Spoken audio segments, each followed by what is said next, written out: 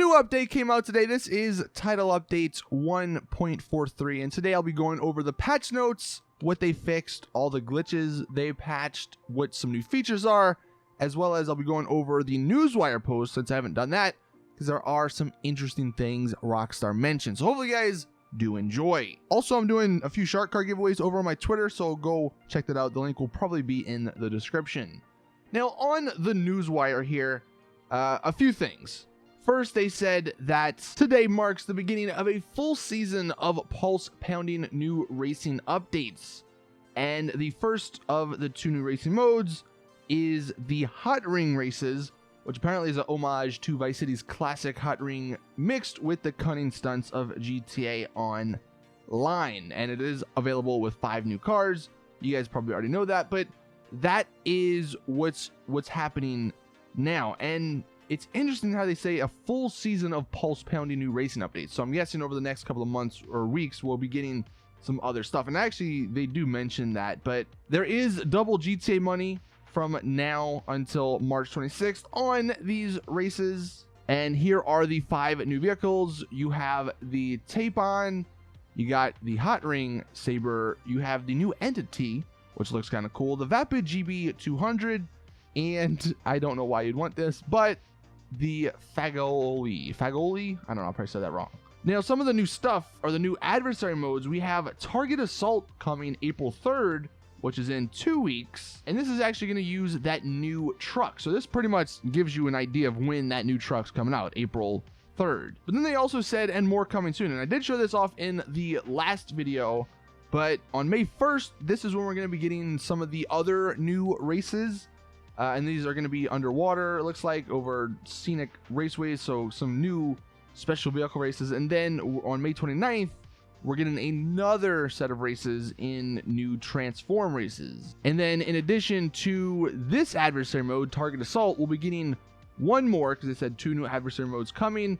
And then it looks like they're going to be doing a bunch of pretty decent event weeks, I would hope, because they say double cash opportunities on some of our favorite modes, work, vehicles, and more. So that's sort of their game plan for the next couple of months. They're going to be releasing these adversary modes or these little races, and they did say they're going to be adding more stuff to the creator, so I guess that's good news for people, because Rockstar races are kind of boring after a couple of days, but that's what's happening on the Newswire. Now, as for the title update, this is where it gets a little interesting. So you already know about the new content, the Hot Ring Circuit, the new cars.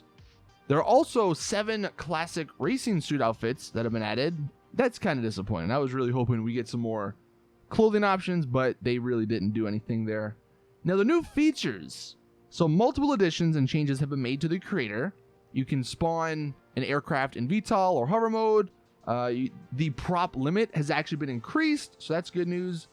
And the weaponized vehicle class has been added to the race creator and contains multiple vehicles. One thing that sounds amazing, insurance premiums for weaponized vehicles are now capped at $10,000 instead of $20,000. So that's going to be big, you know, for PvP. You're going to lose less money. Also, new item stars now no longer appear for various vehicle modifications. Thank you. This one is huge right here. Changes have been made to the way the kill-death ratio is updated in response to deaths resulting from the use of the kill yourself interaction menu options. You know how tryhards, if you just shoot at them, they'll kill themselves like 30 times in a row just so they don't die to you? Because for whatever reason, when they killed themselves, that didn't count negatively towards their kill-death ratio. Rockstar finally changed that, so hopefully those idiots don't do that anymore. They probably will though, but whatever. And then the other one that's pretty major, the damage increase given by the hollow point rounds against unarmored targets has been reduced when using the Heavy Revolver Mark II.